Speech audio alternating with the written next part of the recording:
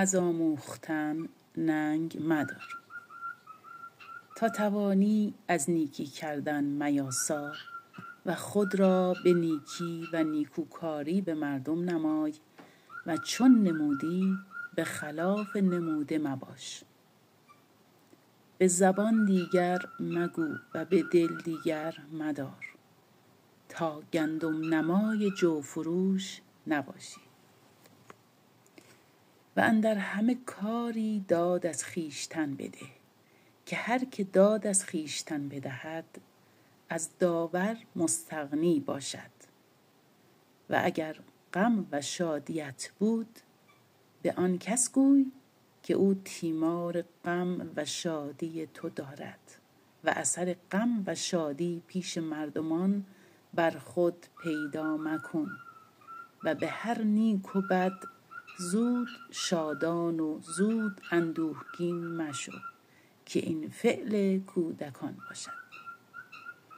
بدان کوش که به هر محالی از حال و نهاد خویش بنگردی، که بزرگان به هر حق و باطلی از جای نشوند.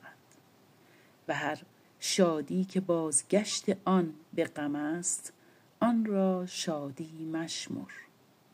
و به وقت نومیدی امیدوار باش و نومیدی را در امید بسته دان و امید را در نومیدی.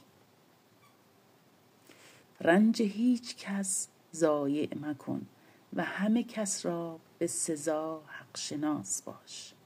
خاصه قرابت خویش را چندان که طاقت باشد با ایشان نیکی کن و پیران قبیله خویش را حرمت دار، ولیکن به ایشان مولع مباش، تا همچنان که هنر ایشان همی بینی عیب نیز بتوانی دید.